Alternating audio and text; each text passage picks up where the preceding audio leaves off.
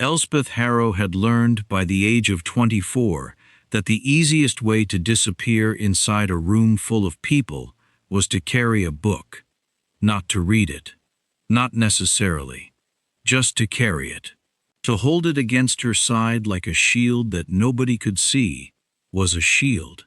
People looked at a woman reading and decided she was either very clever or very strange, and in either case they left her alone, which was the same as being free. She was standing in the corner of the Harrow drawing room with exactly this arrangement. A slim volume pressed to her ribs, her back to the yellow wallpaper her mother had chosen in a fit of optimism 12 years ago, when she heard her name come through the door.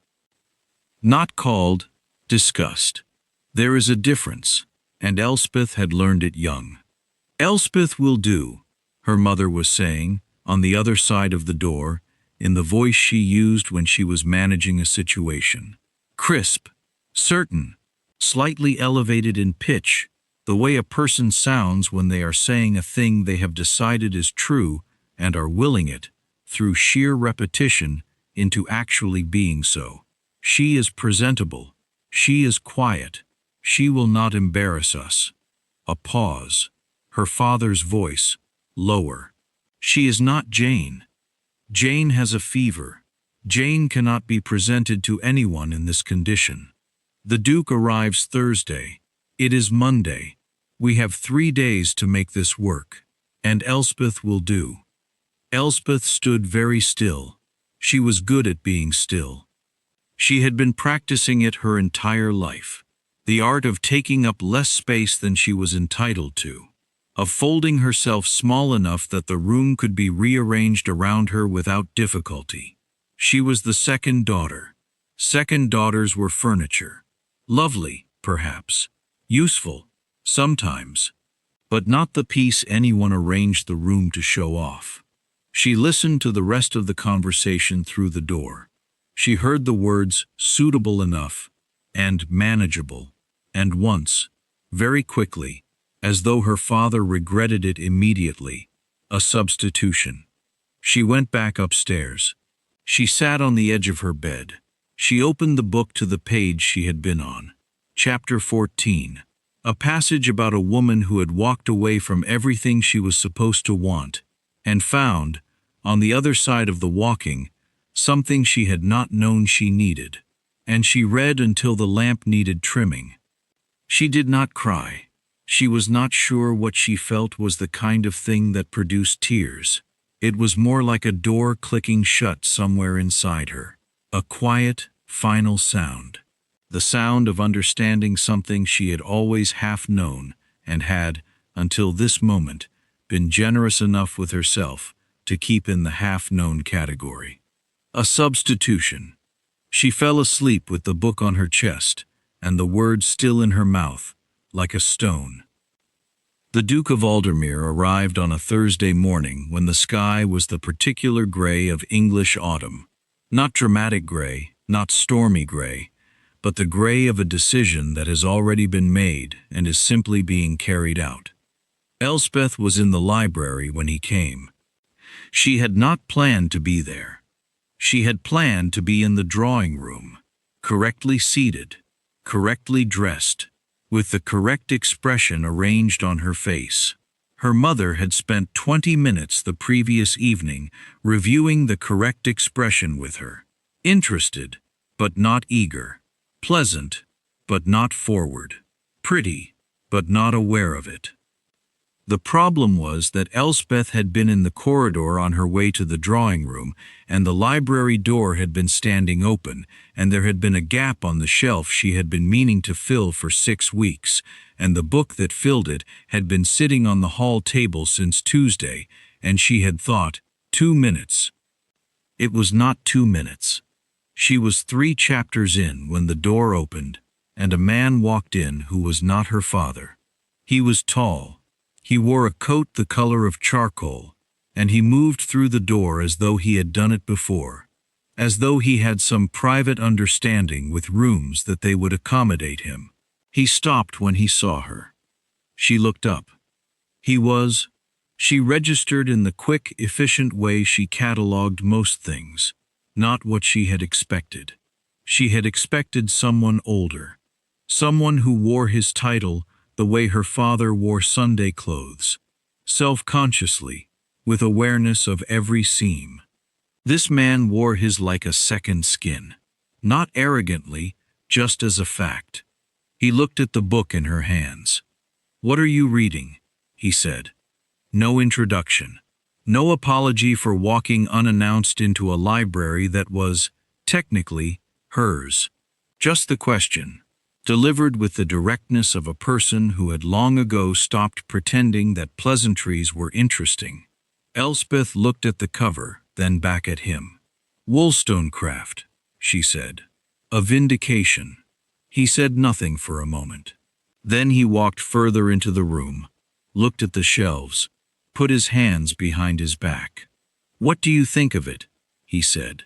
Nobody had ever asked her that. Not once in 24 years. Her mother asked her what she thought of gowns and menus, and the eligibility of various gentlemen. Her father occasionally asked what she thought of the weather. Her sister Jane asked what she thought of Jane's hair. Nobody had ever asked what she thought of a book. She almost said reflexively that she had barely started it. But she stopped herself, because she had not barely started it. She had been reading Wollstonecraft since she was 17, in pieces, in stolen hours, and she had very clear thoughts about it, and they were sitting right there in the front of her mind, already formed, needing only a door to walk through. "I think she was right," Elspeth said. "And I think people spent a great deal of energy pretending she wasn't, because the alternative was admitting that the whole arrangement had been rather convenient for exactly half of the population." Silence. The man turned from the shelves and looked at her directly, for the first time, and the look was not the look she was used to receiving. It was not the look of someone deciding whether she was pretty enough to be useful, or clever enough to be interesting, or quiet enough to be ignored. It was the look of someone encountering an object they had not seen before, and finding, somewhat to their surprise, that they wanted to look at it longer. "I am Aldermere," he said. "I know," said Elspeth. "I am Elspeth Harrow." "I know," he said. Another silence. This one was different from the first. The first had been the silence of people assessing each other. This one was something else, something that felt, to Elspeth, like the beginning of a language she did not yet speak, but suspected she was capable of learning. Her mother appeared in the doorway 6 minutes later, wearing the expression of a woman who has found exactly the disaster she predicted, and is only barely resisting saying so. "Your Grace," she said, with a curtsy that managed to communicate, simultaneously, welcome and reproach. "And Elspeth, how charming that you found each other." "We found the library," Aldermere said pleasantly, which had the same effect. Her mother's smile did not waver, but something behind it did. The proposal came on Saturday evening, in the garden, where her mother had arranged a walk for them with the straightforward engineering of a woman who had spent 20 years arranging things and had gotten quite good at it. It was cold. Elspeth had worn her good blue wrap, and she was glad of it. The garden in autumn was honest, she had always thought. No pretense of warmth. No flowers to distract from what was actually there, which was mostly structure. Bare hedges, gravel paths, the bones of things. Aldermere walked beside her without the strained quality that men usually brought to these arranged moments. He did not seem to be performing. He did not make observations about the garden as a way of suggesting he was romantic. He simply walked, as though he found the process of walking congenial and required no additional embellishment. After a while he said, "I should like to be direct with you." "I wish you would," Elspeth said, because she found that she meant it. He stopped walking. She stopped beside him. I require a wife, he said, not as a romantic statement. As a practical one, I have a household that functions better with a duchess in it than without one. I have a title that carries social obligations I find wearing and would prefer to carry jointly. I have no interest in marrying someone who will find me a disappointment because I am not what they imagined. Elspeth looked at him. What are you? She said. He seemed to consider this with genuine seriousness. I am direct, he said. I am often inconvenient. I find most social performances tedious, and I do not hide this well. I have a library that wants properly organizing, and nobody to do it because I keep interfering. I am not cruel, and I do not intend to be, but I am not warm in the way that is perhaps expected, and I would rather be honest about that now than apologize for it later. Elspeth looked at the bare hedge to her right. And what do you require of a wife? She said. Someone who does not need managing, he said. You appear to be manageable only by yourself. She stood with that for a moment. It was, she thought, the strangest compliment she had ever received. It was also, she was fairly certain, the most accurate description of her anyone had ever produced in so few words. I should like to see the library, she said. It is quite good, he said, somewhat disordered in the eastern sections. I noticed, she said, in the catalogue when I looked it up, you are missing several volumes in the natural sciences section that I would consider important. He looked at her. There was that quality again, the considering look, the held attention. Yes, he said, I have been meaning to address that. I can address it, she said, if I am there. A silence. The garden, the cold. Then you will come, he said. It was not quite a question. It was the sound of two people arriving at a destination they had been walking toward since Thursday morning, without either of them having planned the route.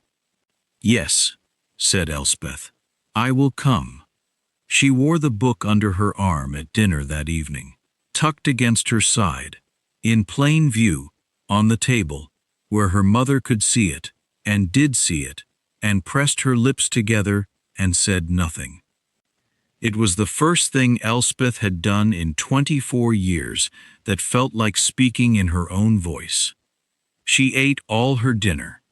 The wedding was in October, when the Leaves had made their decision and were committed to it. The Harrow family attended in full, dressed correctly, with the expressions of people present at an event they could not have prevented, and had decided to approach with dignified acceptance, as though they had always planned it this way. Her mother wore gray silk and held herself very straight. Her father shook hands with a great many people. Her sister Jane, recovered from her fever, sat in the second row and looked at Elspeth with an expression that Elspeth could not entirely read. Not jealousy. Not quite. Something more complicated than jealousy. The look of someone who has understood, only at the last moment, that the door they thought they were walking through was already being walked through by someone else.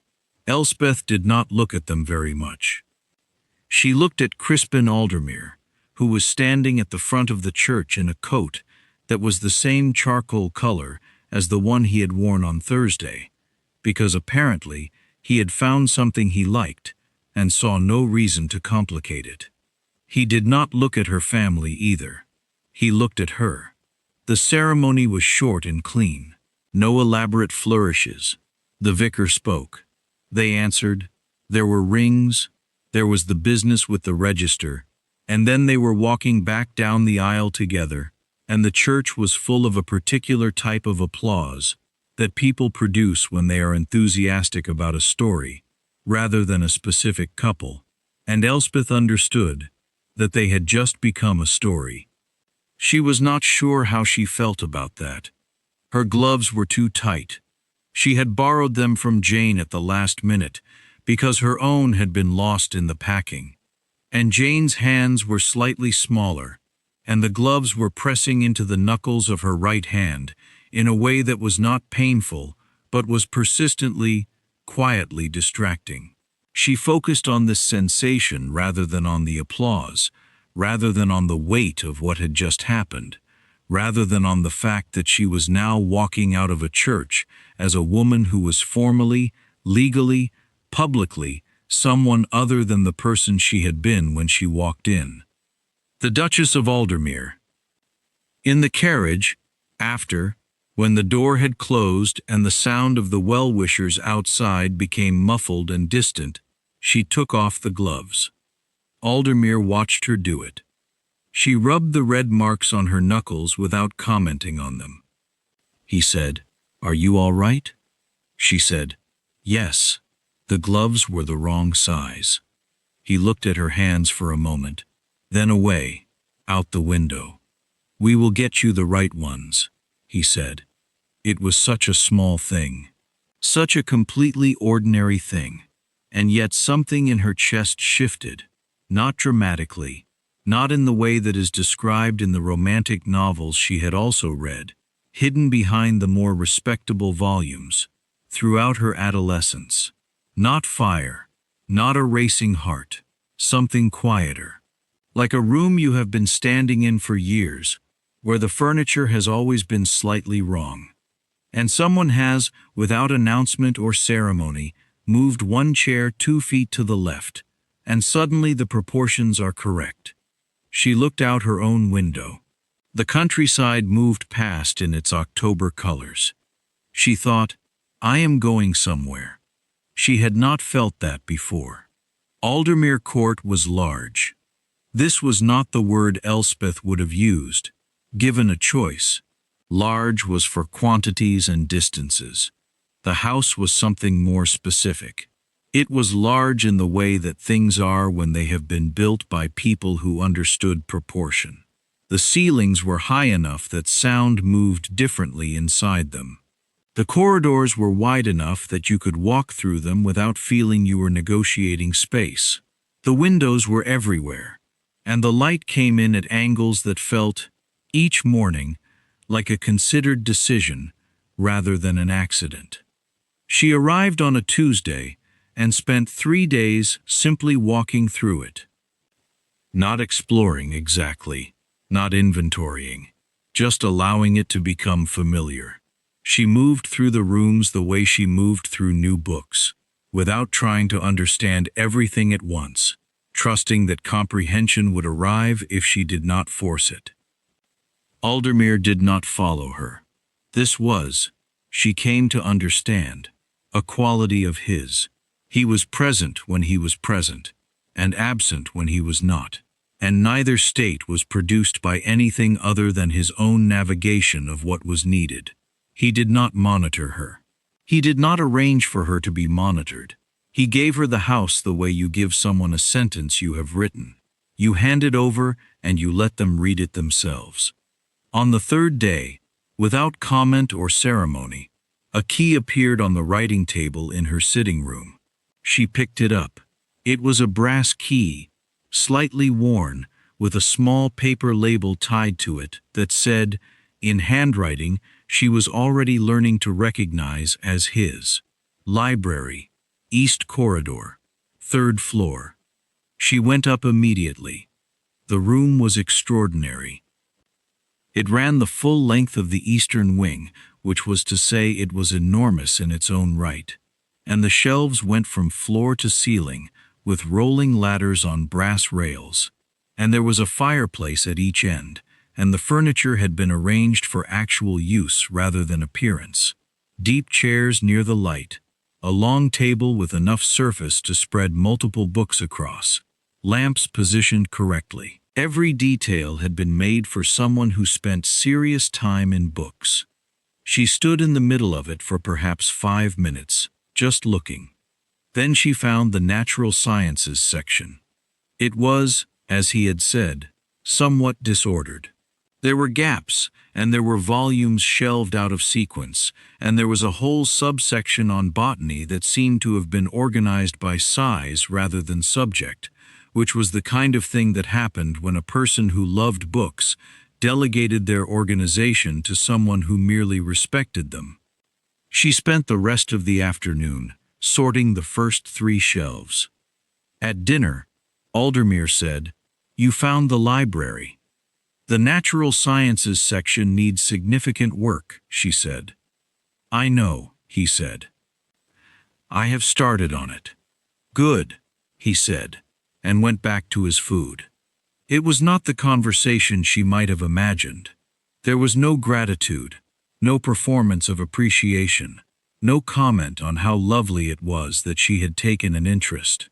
Just the simple exchange of 2 people who had identified a thing that needed doing and confirmed that it was being done. She found, to her slight surprise, that she preferred this entirely.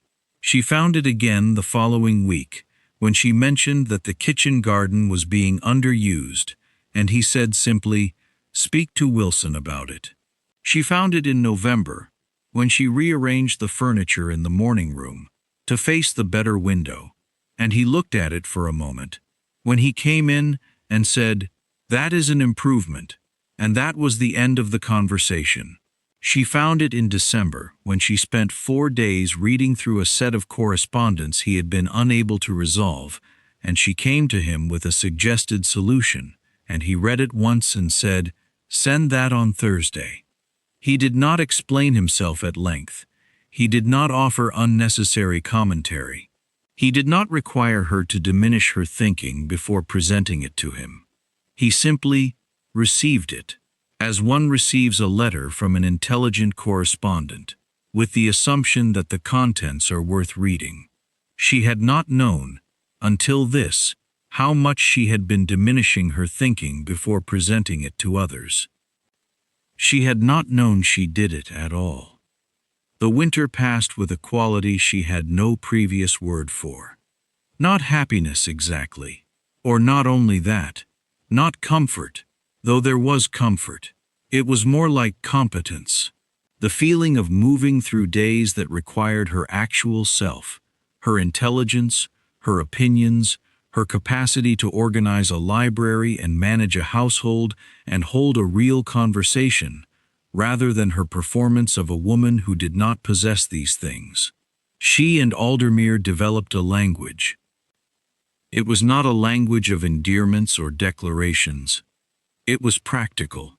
It was built from the ground up, in the particular way that 2 people build something when they are both too direct to approach it any other way, by using it daily, by testing it against real things, by adjusting when it did not work.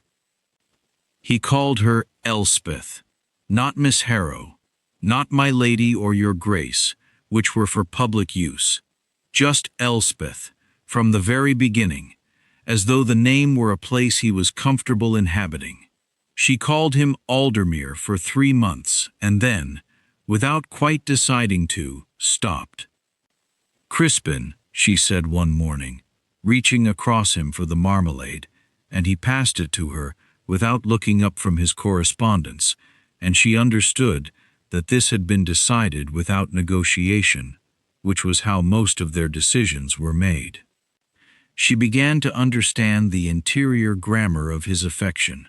He showed it by rectifying things. The wrong-sized gloves had been replaced, quietly, by a pair that fit perfectly, left on the hall table without comment.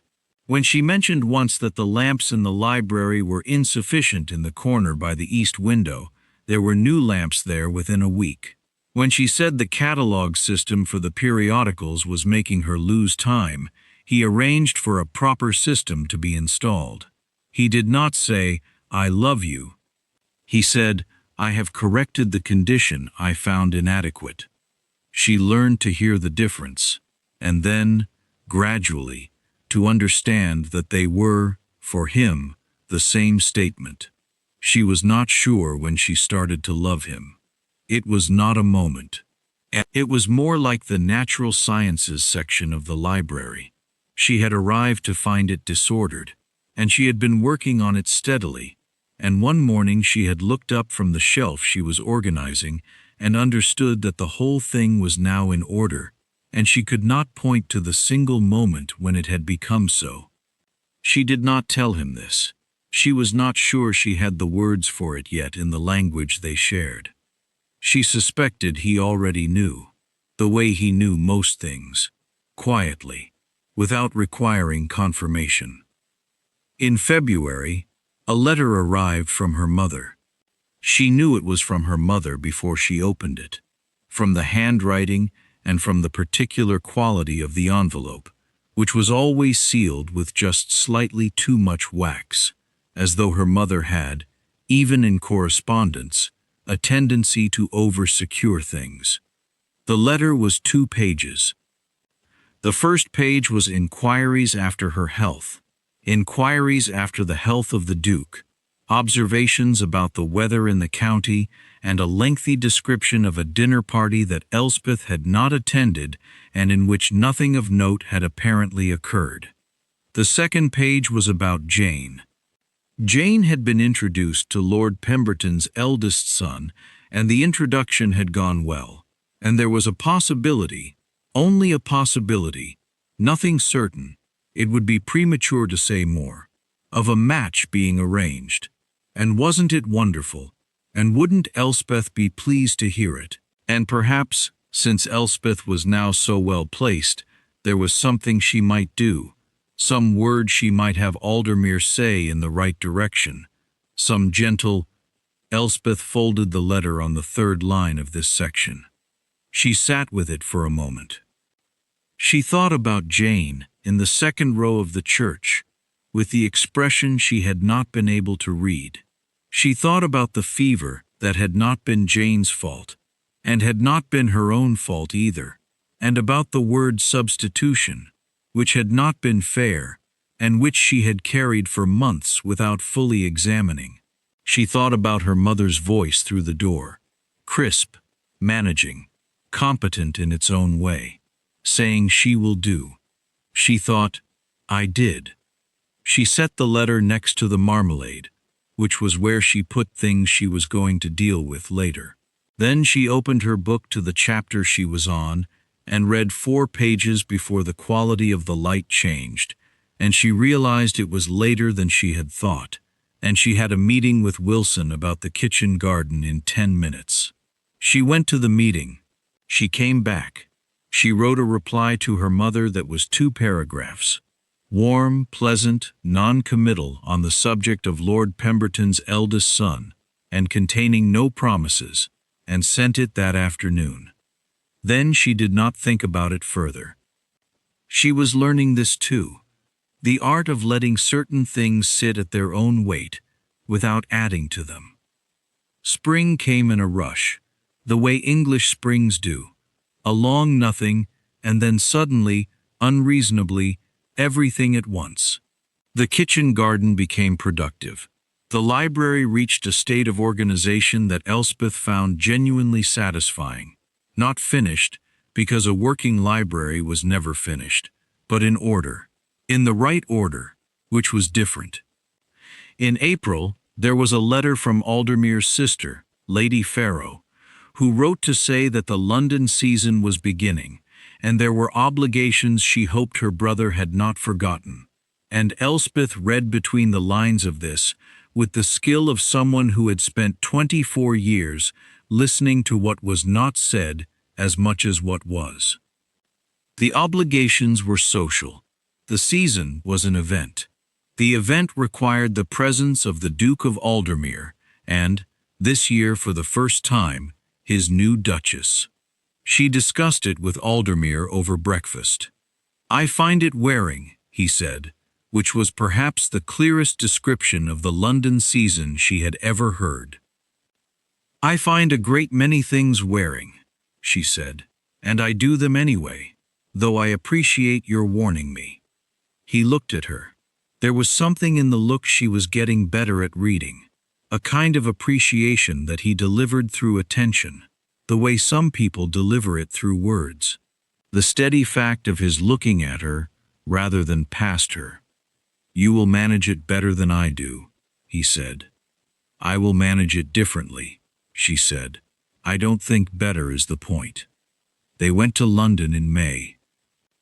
The first ball of the season was at the Marchioness of Wentmore's house, which was a house that had been designed explicitly to be impressive, and had achieved this so completely that it had become slightly exhausting. Everything in it was the best version of itself. The ceilings were the highest ceilings. The chandeliers were the most elaborate chandeliers. The flowers were from somewhere that flowers did not usually come from at this time of year, which was the whole point of them. Elspeth arrived in a gown she had chosen herself. This sounds like a small thing. It was not a small thing. She had always worn what was chosen for her, by her mother, by the dressmaker her mother trusted, by the general consensus of what was appropriate for a second daughter who was pleasant to look at, but should not, in the looking, draw too much attention from the first daughter. Colors that were agreeable, styles that were correct. Nothing that stated anything. The gown she had chosen for herself was deep blue-green, the color of the sea when it is not showing off. The fabric was good, genuinely good, not just expensive, though it was that too. The cut was simple in a way that required confidence to wear, because simple cuts had nowhere to hide. She wore it with her hair up and no jewelry, except the pearl earrings that had been her grandmother's, which she had brought from the Harrow house when she left, and which her mother had not noticed were missing, which was its own kind of statement. Aldermere, when she came downstairs, looked at her for 3 seconds without saying anything. Then he said, "You look like someone who knows exactly what they are doing." She thought about that all the way to Wentmore House. The room was full. This was the understatement that English people made about such rooms, because the alternative was to say that the room was heaving with the entire assembled social weight of a class of people who had spent the last 4 months in their country houses and were now depositing themselves collectively into London to assess one another, which was true but sounded unkind. Elspeth walked in on Aldermere's arm. The room adjusted. She felt it, not dramatically, not in the way that happens in stories, where a woman walks into a room and a hush falls. This was quieter than that. It was the adjustment that a room makes when something has entered it that has not been in it before, and must be calculated into the existing arrangement. She felt the calculations happening. She saw the eyes move and then redirect, the whispers that were not quite whispers, the fans that were not quite hiding the faces behind them. She had been the second daughter of the Harrow family. Now she was the Duchess of Aldermere. These were not the same thing, in this room, and everyone in the room was in the process of understanding that. Her mother was there. Elspeth saw her across the room, near the far window, standing with a group of women her own age in the way that she always stood with groups, slightly managing them, slightly directing the current of the conversation, the most comfortable in her own element that she ever was. She was wearing gray silk again, or something very like it. She saw Elspeth at the same moment. Her mother's face did the thing it sometimes did when she was recalculating, a brief, almost imperceptible pause, like a clock that has almost stopped before it catches itself. And then she smiled, the correct smile, the warm, proud, slightly proprietary smile of a mother at a season ball, looking at her daughter, the Duchess. Elspeth smiled back. They moved through the room. Aldermere was, she had learned, technically excellent in social situations that he found tedious. He produced the right words with the steady competence of someone who has done a thing so many times that the doing of it requires no thought.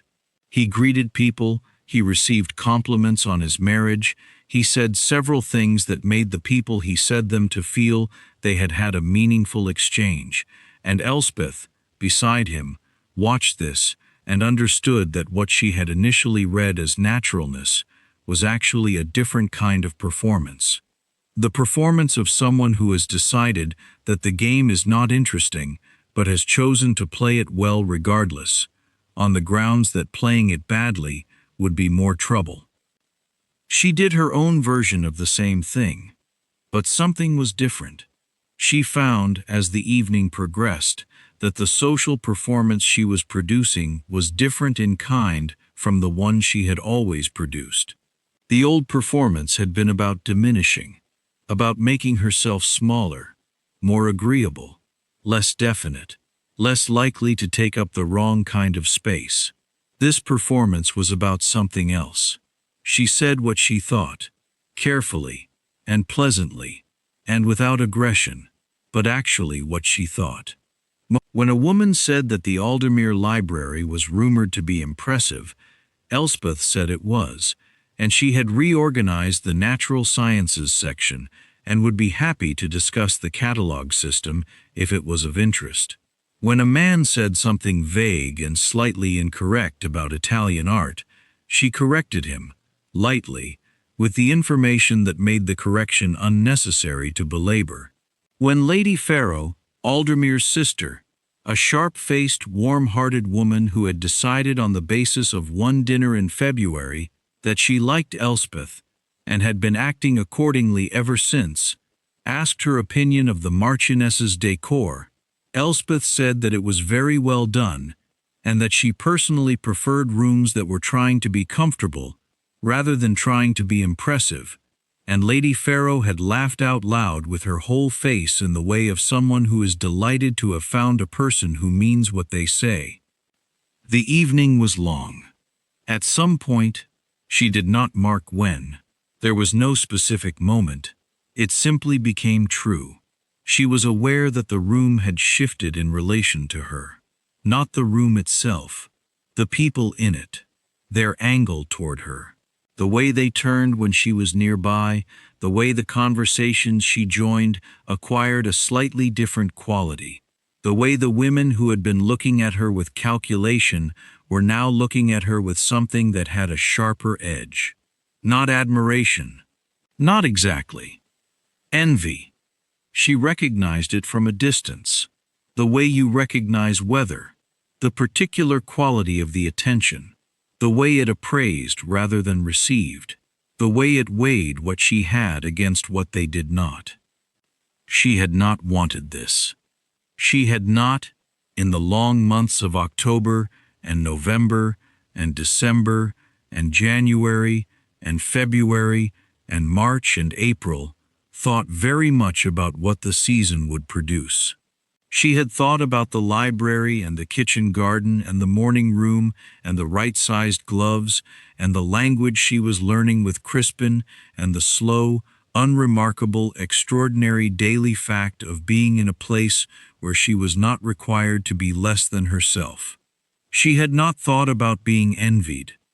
Standing in the Marchioness of Wentmore's beautiful, exhausting room, with the chandeliers overhead and the music from the adjoining room making the floor faintly vibrate, she understood that she had become something that this room would find significant, whether she intended it or not. She was the family outcast who had married the Duke, and she was the most envied woman in the room. She looked for Aldermere and found him across the space, talking to a man she did not know, his face doing the thing it did in these settings. Present, correct, wearing the event rather than being worn by it. He found her looking before she looked away, and the brief contact of that, across the room, through the noise and the light, and the 200 people between them, steadied her in a way she had not known she needed. She went back to the conversation she had been in.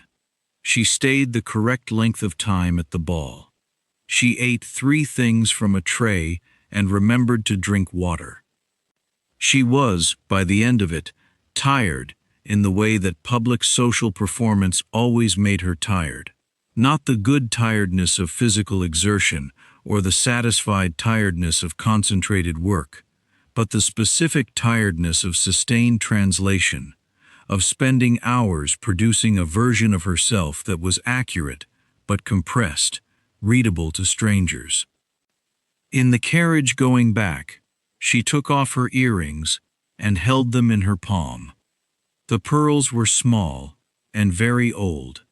Her grandmother had been, by all accounts she had ever been able to piece together, a person of strong opinions who had expressed them with frequency and had not been entirely popular for it, and had not, evidently, minded. She had liked her grandmother a great deal, on the basis of the accounts. "You are quiet," Aldemir said. "I am often quiet," she said. "This is a different quiet," he said. She looked at him.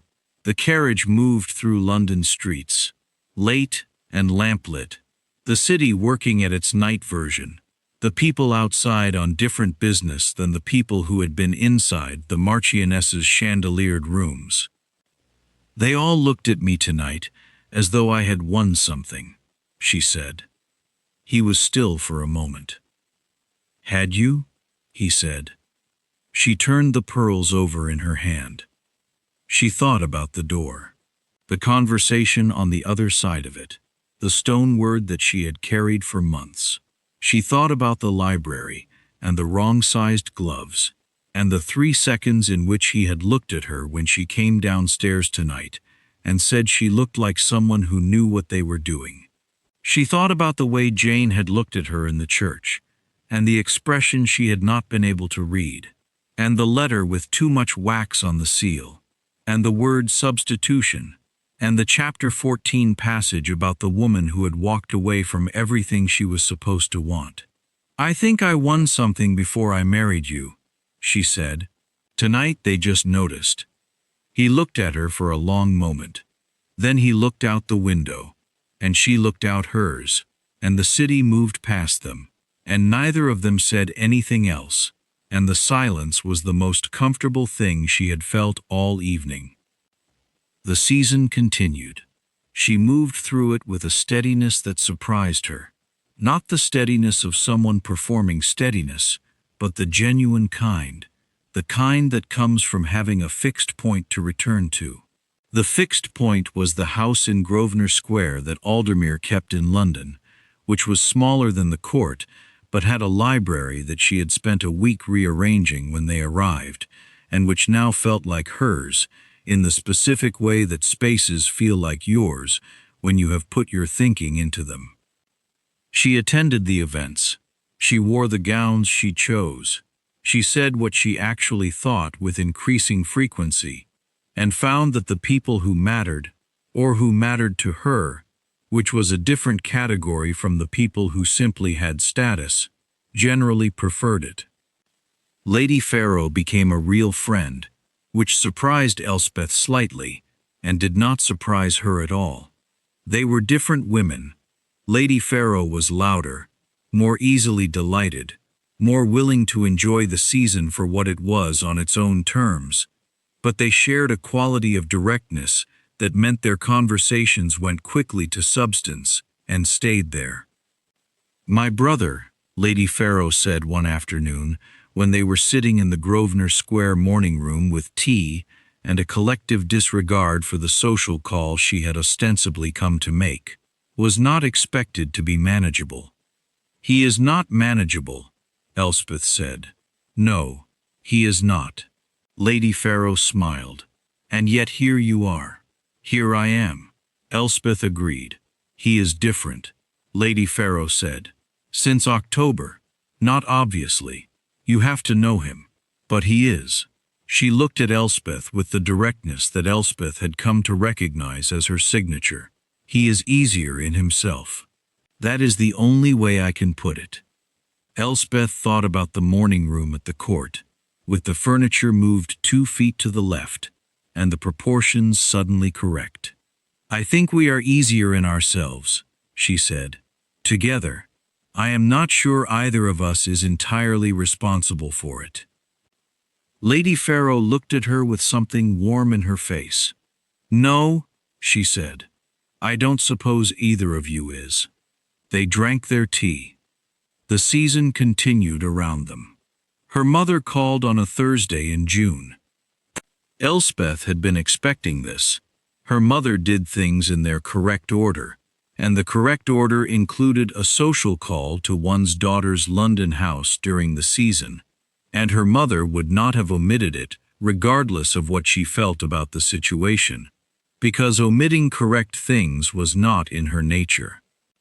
She arrived at 11, which was the correct time, and was shown to the blue sitting room, which Elspeth had chosen for the meeting on the grounds that it was pleasant but not ostentatious, which was a careful choice that her mother would notice and which Elspeth suspected she would approve of. Her mother looked well. She always looked well. She was the kind of woman who maintained herself as one maintains a formal garden, with consistent, invisible effort that produced a result which appeared entirely natural. She sat. Elspeth sat. Tea was brought. Her mother said the correct things about the house and the season and the Marchioness of Wentmore's ball, which she described as very pleasant. Then she said, "You have done well, Elspeth." Elspeth looked at her. There was something in the words that was different from the usual. Not the content was as expected, but the quality of them. They were not the managed words, the correctly produced words. They were something that had come from a slightly deeper place, which for her mother was rare and probably cost something. "Thank you," Elspeth said. "I was not always—" Her mother stopped, adjusted. "I did not always see clearly." Elspeth set her teacup down.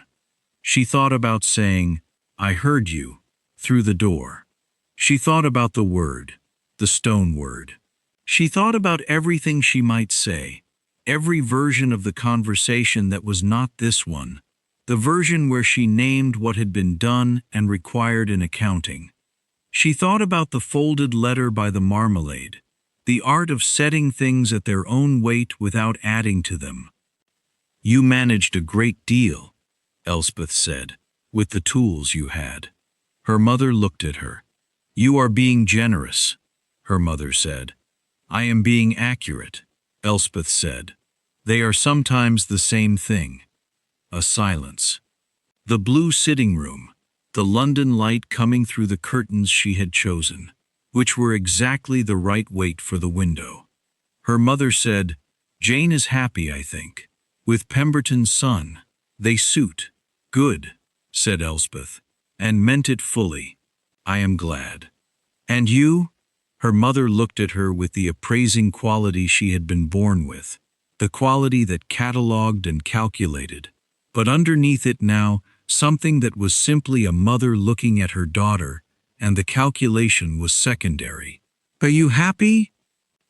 Elspeth thought about the library on the 3rd floor, the kitchen garden, and Wilson, the pearls in her palm in the carriage, the language she was still learning, and would keep learning, the morning room with the correct proportions, Crispin across a room, finding her looking, the brief steady contact. "Yes," she said.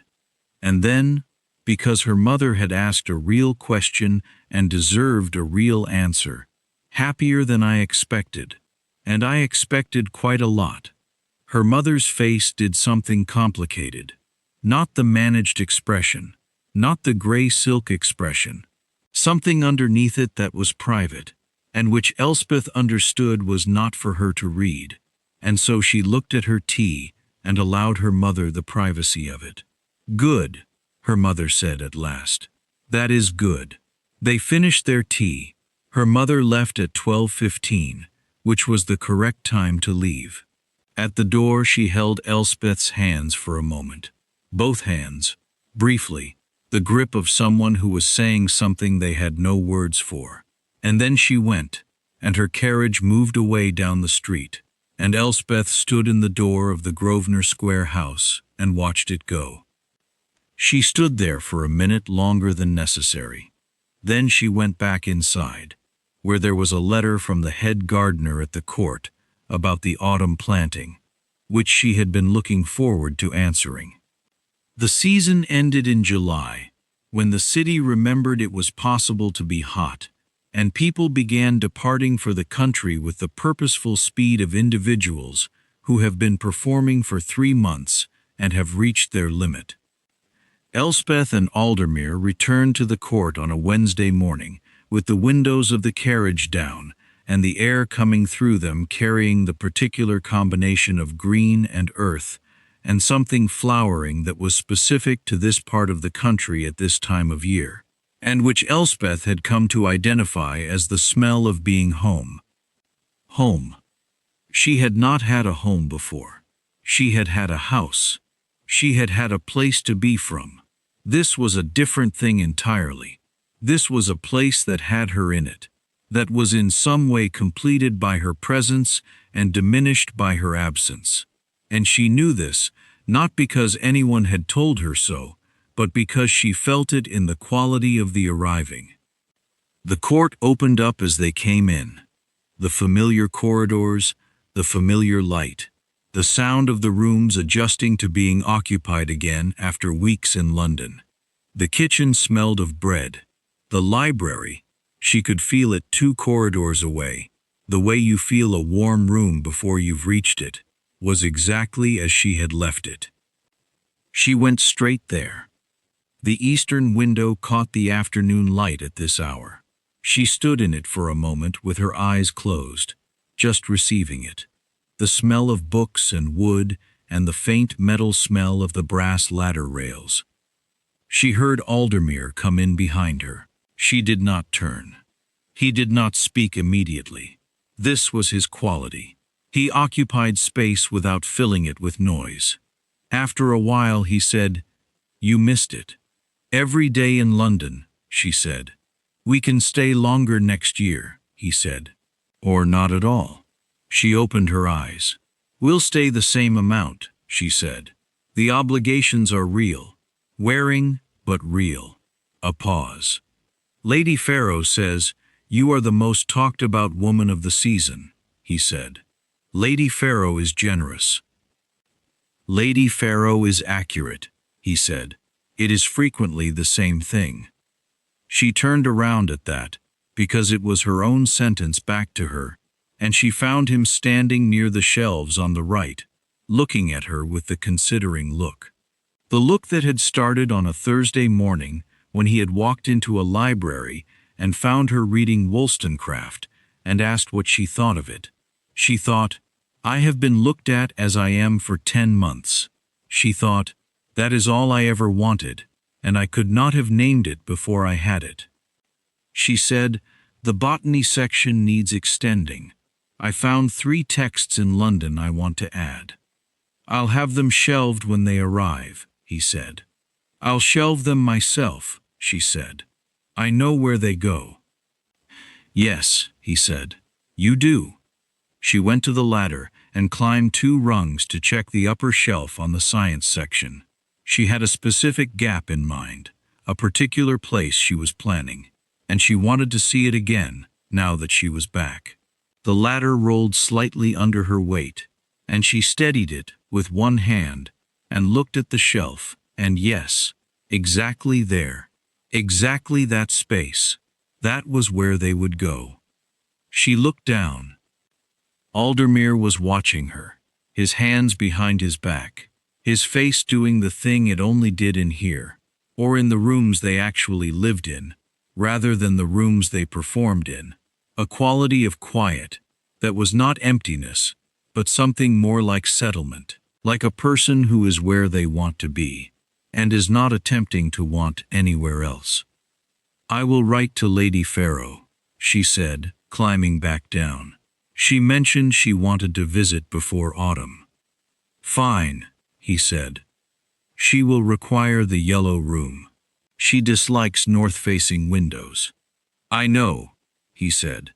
"She has always disliked north-facing windows."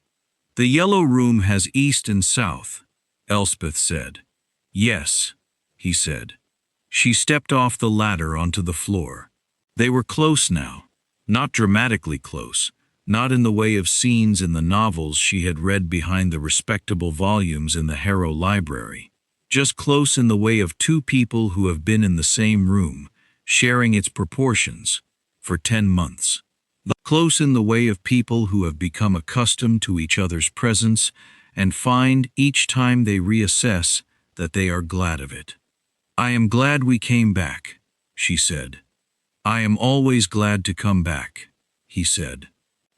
"I know," she said. "I am now too." She went to the writing table by the south window. Her writing table, this had become, with her things arranged on it in the way she preferred, and sat down to begin the letter to Lady Farrow. Behind her she heard him move to his chair by the east window, the sound of a book being taken from the side table, the small sounds of a person settling into reading. She wrote, "Dear Margaret, we are returned from London, and the court is itself again. I write to say we hope you will come in September, as you mentioned. There is a good deal of the kitchen garden to show you, and the library has had several improvements since you were last here.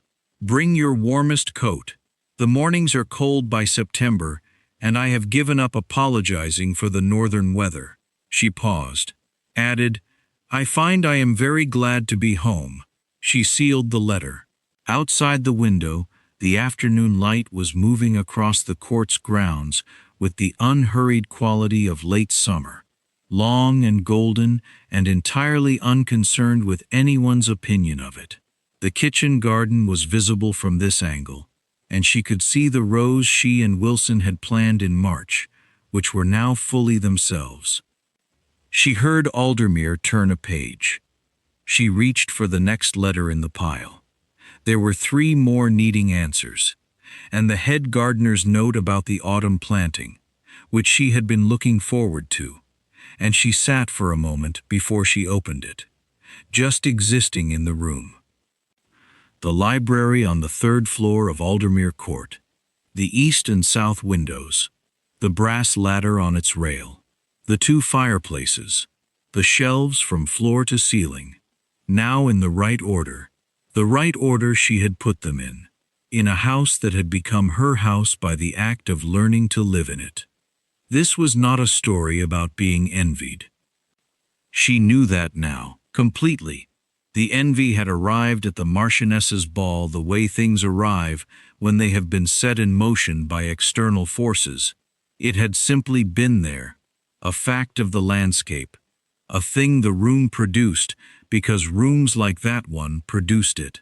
She had not made it happen.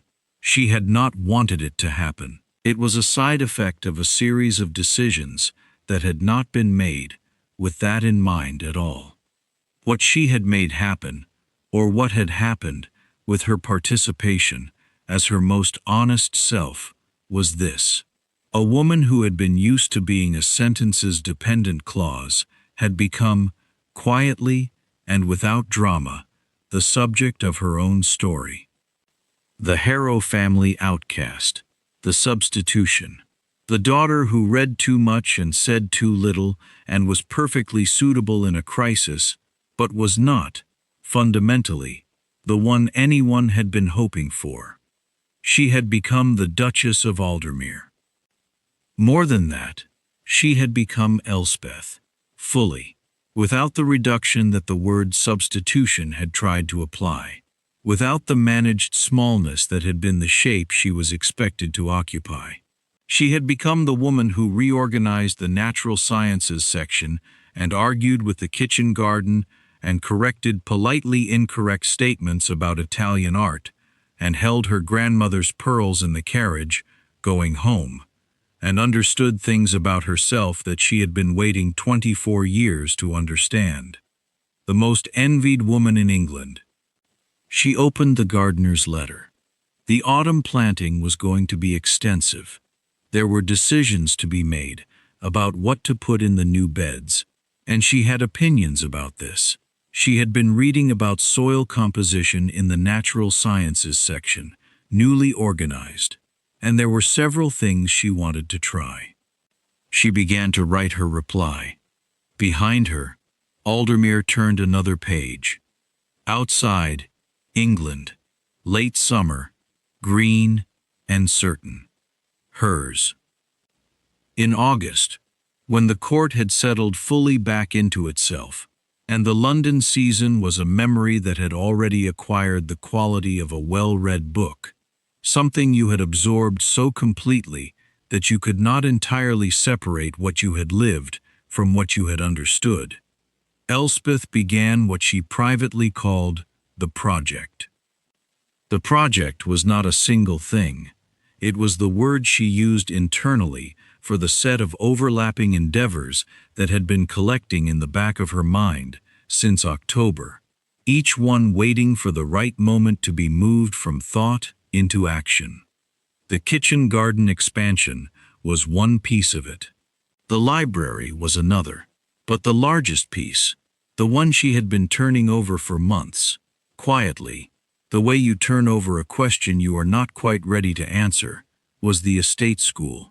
She had found it, or what remained of it, in February, walking the grounds in one of those cold, particular mornings when the frost made everything exact, every blade of grass its own clear thing, every gatepost, every path.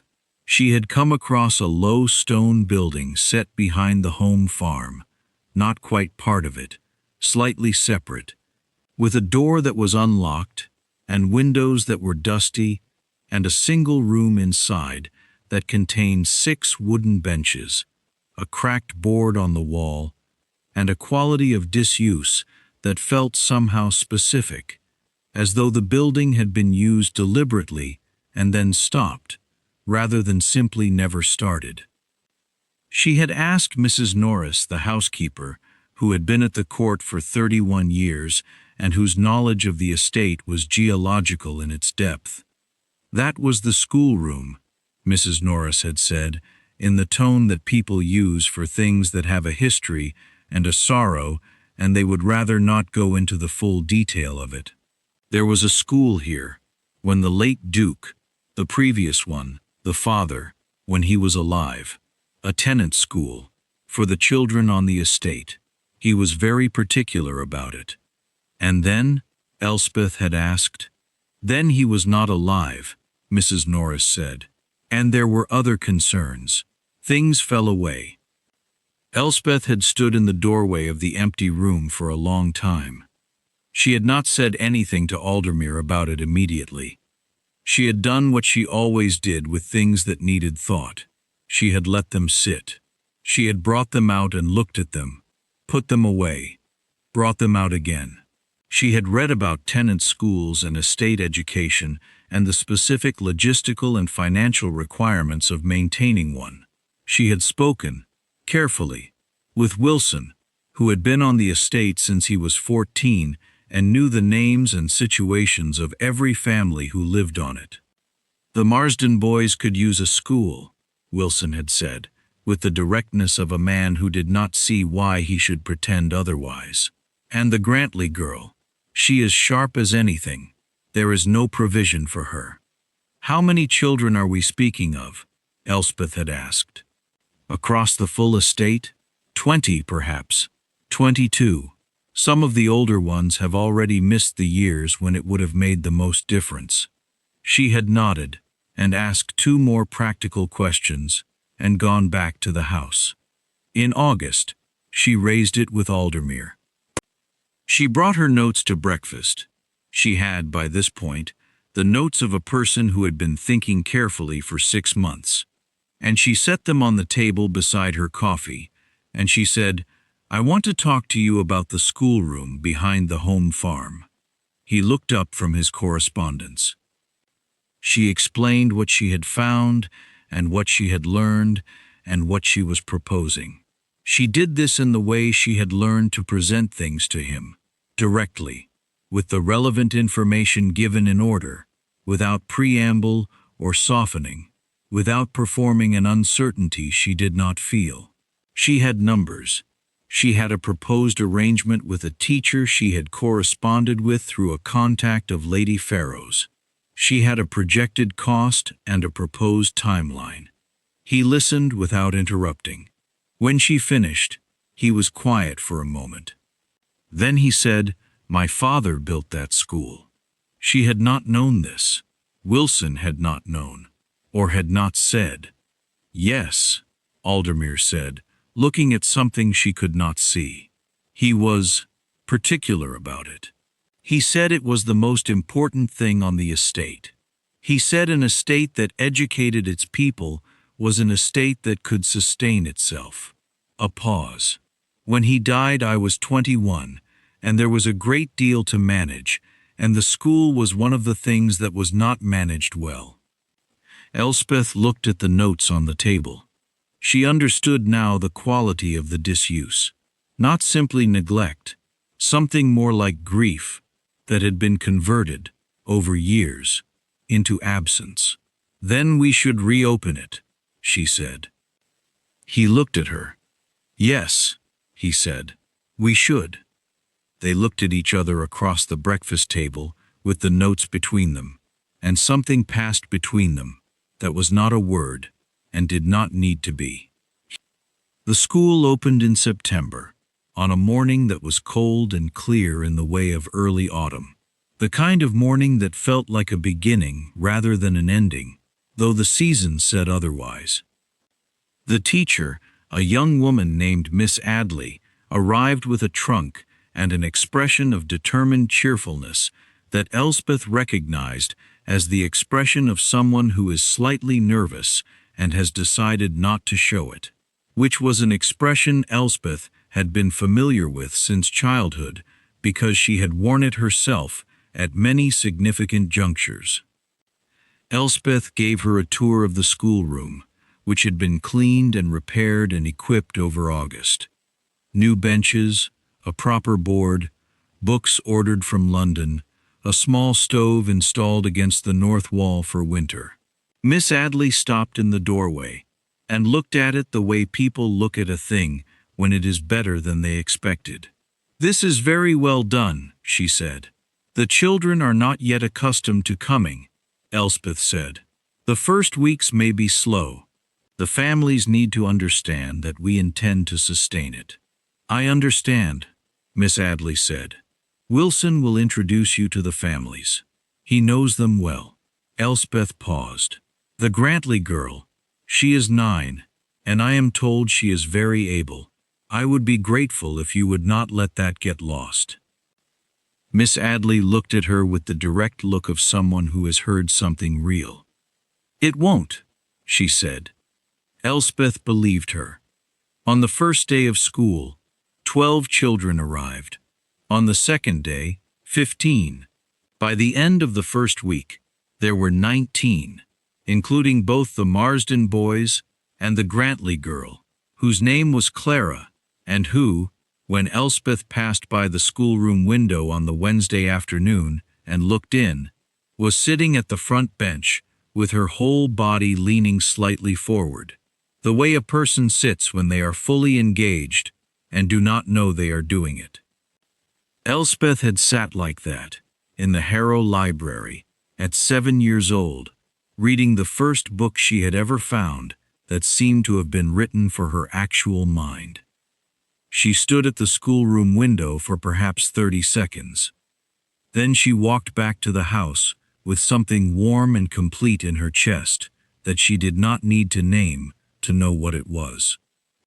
Lady Farrow arrived in the second week of September with 2 trunks, an opinion on every room she passed through, and an energy that the court accommodated with the cheerful tolerance of a place that was secure enough in itself to receive a great deal of personality without being disturbed by it. She approved of the gown Elspeth had worn to the Wentmore ball, dark and serious and not apologizing for anything, which is exactly right. And she had opinions on the kitchen garden that were largely supportive and occasionally specific in ways that suggested she had been reading about soil composition herself. And she sat in the library for 3 hours on her first afternoon and came to dinner with the look of someone who has been very well occupied. "The school," she said, at dinner, with a directness that bypassed the usual preliminary conversation. "Tell me about the school," Elspeth told her. Lady Farrow listened with her complete attention which was the same quality her brother had, expressed differently. Where his attention was still and focused, hers was active, engaged, leaning in, asking questions at the appropriate moments. "The Grantley girl," Lady Farrow said. "Clara," Elspeth said. "How is she?" "Miss Adley says she is exceptional." Elspeth turned her wineglass in her hand. "She comes every day. She has not missed a single morning." Lady Farrow looked at her. "You like that," she said. "You like that she does not miss a morning." Elspeth thought about it. "I like that she has somewhere to be that is for her," she said. "That is worth not missing." A silence. The dinner table, which Elspeth had rearranged on their return from London so that the candles were in different positions, better positions, positions that gave light where light was actually needed, rather than where it looked impressive. The room was warm. Outside, the September dark was already arriving early. "You had that quality," Lady Farrow said, "when we met, as though you were somewhere that was for you, even though you had only just arrived." "I think I arrived before I arrived," Elspeth said, "if that makes sense." "It does," Lady Farrow said. "It makes complete sense." She looked at her brother. "Don't you find," Aldermere said. She reorganized the entire natural sciences section before she agreed to anything. "That is not an answer," Lady Farrow said. "It is my answer," he said.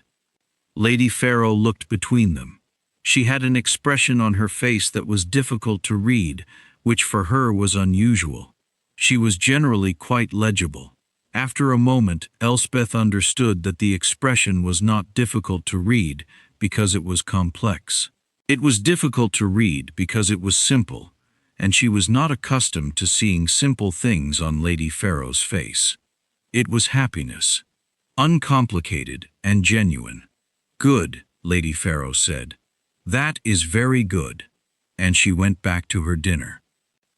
October arrived, and with it the anniversary of the wedding, which Elspeth noted in her memory and did not particularly mark as an event, because it was not her instinct to mark things with events, and it was not Aldermere's instinct either, and this was one of the ways in which they were the same.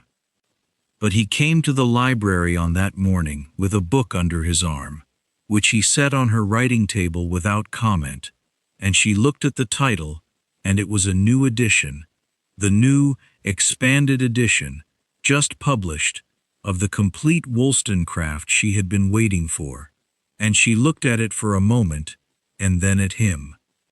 "It was published last month," he said. "I had it sent from London." She picked it up. It was a good edition. Properly bound, good type, a book that had been made to be used and not merely displayed. "Thank you," she said. "It seemed relevant," he said. She opened it to the dedication page, then to the first chapter, then set it on the table with the same reverence she gave to all books she intended to read seriously. Not carefully, in the sense of keeping them untouched, but carefully, in the sense of giving them the full attention they were owed. "Relevant," she said. "The copy in the library is the older edition," he said. "You've had it since October." "I know exactly when I had it," she said. "Yes," he said. "I know you do." She looked at him. He was standing by the east window, which was his window in here, which had become his window the same way her window had become hers, through consistent use, through the accumulation of mornings. The October light was coming through it at the angle that only happened in October, a low, considered light that made everything it touched look as though it was being appreciated. "I have been thinking," she said, "about writing something." He was quiet, in the way that meant he was listening. "Not a letter," she said, "something more considered. About the school, partly. about the question of what is owed to people who have no access to the things that form a mind. She paused. I do not know if it is a pamphlet or something longer. I have not decided. What would it argue? He said. That the capacity for thought is not distributed according to birth, she said. That we lose a great deal, as a society, by arranging things as though it were. That Clara Grantley's mind is not less than any mind I have encountered in a London drawing room, and that the absence of an institution to receive it is a choice we make and could make differently. He said nothing for a moment. Write it, he said. It may not be received well, she said. A duchess writing pamphlets about education and capacity and what is owed to tenant children. Most things worth writing are not received well immediately, he said. She thought about Wollstonecraft. She thought about the library she had reorganized and all the books in it, that had not been received well immediately and which were now simply true. I know, she said. Write it, he said again, with the simple certainty of a person who has assessed a situation and found no reason to hedge. She opened the new edition to the first page. She began to read. The year turned. She wrote the pamphlet.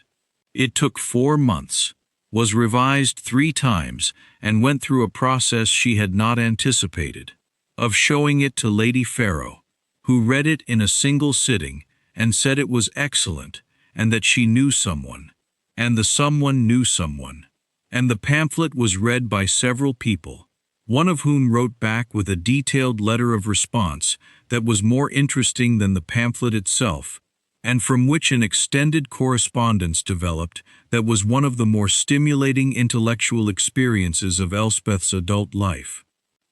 She continued managing the estate correspondence, which had expanded over the year, as Aldermere gave her more of it, not because he was delegating tasks he found tiresome, though some of them were, but because she was genuinely better at several of them, and they had both come to understand this without either of them finding it remarkable. The school grew. By the following spring, Miss Adley had 24 pupils, and had written to Elspeth to ask whether there was any possibility of a second room, as the single space was becoming full. There was a second room by autumn. Clara Grantley, at 10, could read anything Elspeth gave her.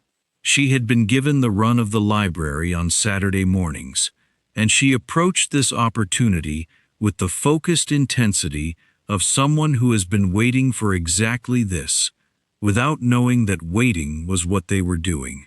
She sat at the long table, with books spread around her, her whole body leaning slightly forward, and Elspeth sometimes sat at her writing table in the same room, and worked on her correspondence, and they were companionably silent together, in the way that people are silent, when they are both engaged in something that requires full attention, and find another person's full attention in the same room, not intrusive, but simply present. One Saturday, Clara looked up and said, "Your Grace, what is a vindication?" "A proof," Elspeth said, "or a defense, a making right of something that has been claimed to be wrong." Clara thought about this. "Like when you show someone they were mistaken," she said. "Yes," Elspeth said, "exactly like that." Clara went back to her book. Elspeth went back to her letter. And outside the east window, the grounds were doing whatever the grounds were doing in whatever season it was.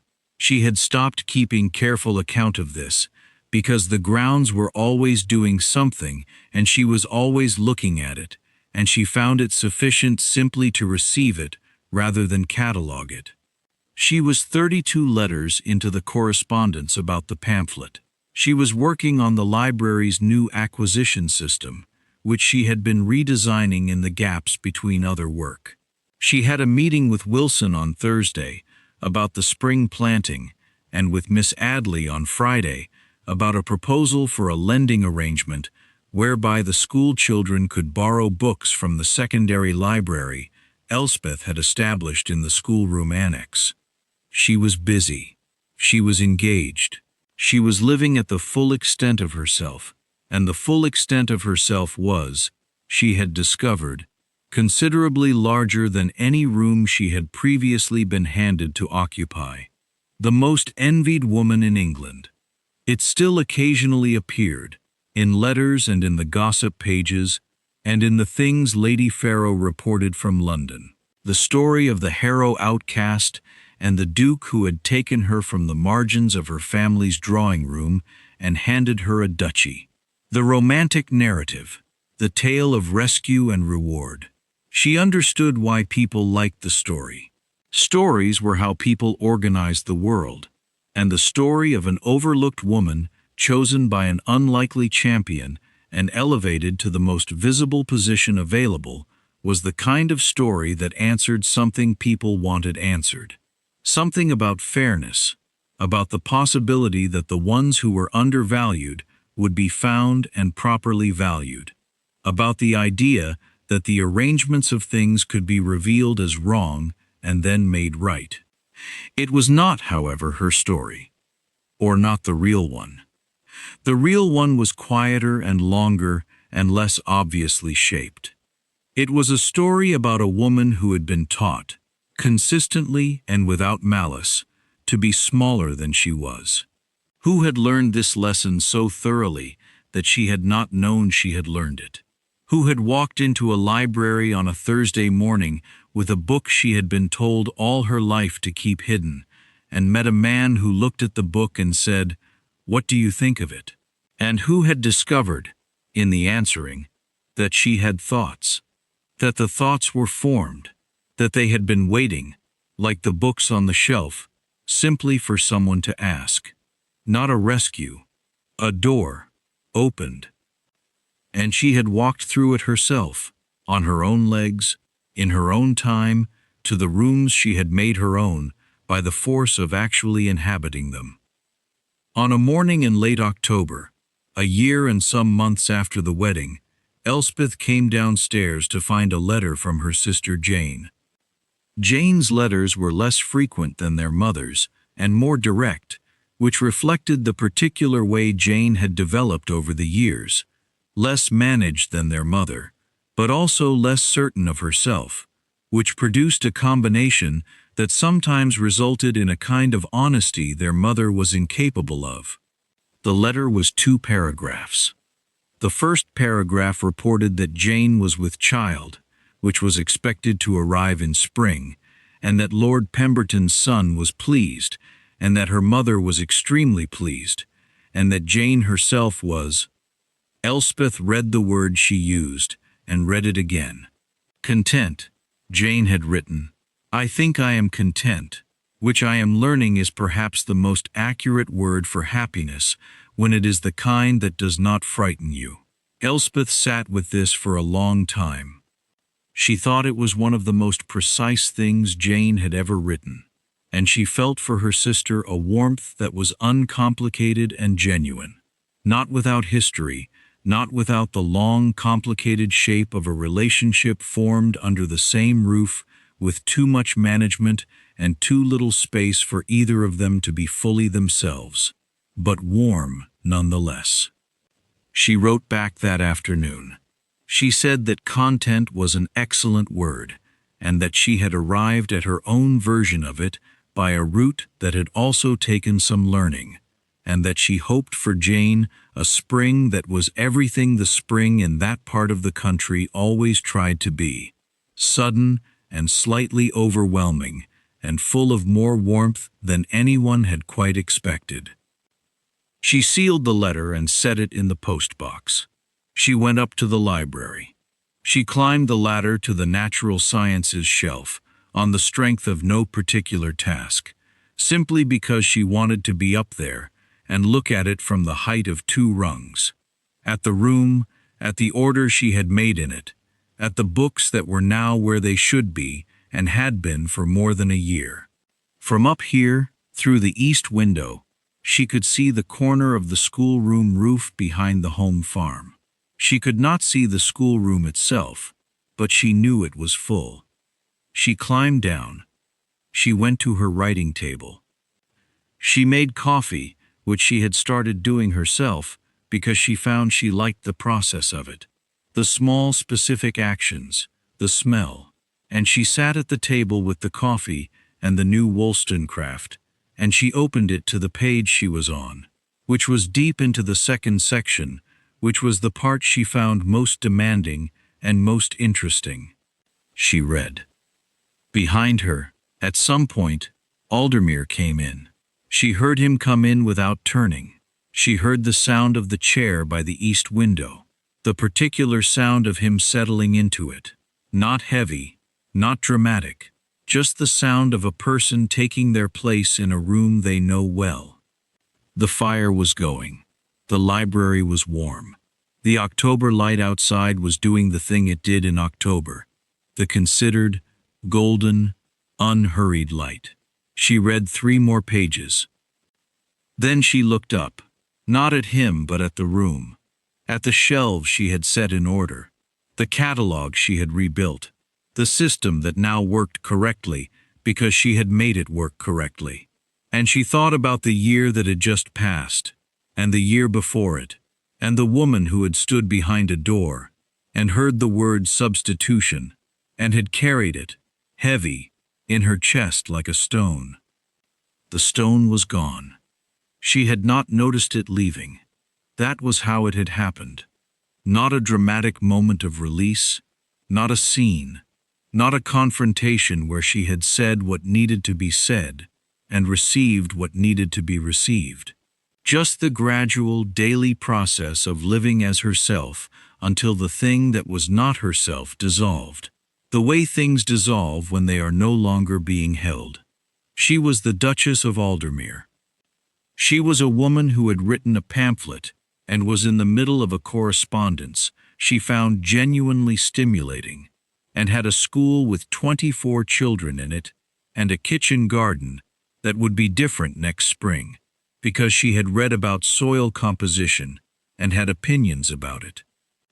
She was the woman who had reorganized the natural sciences section. She was 32 letters into the best conversation she had ever been in. She was Elspeth. She turned back to her book.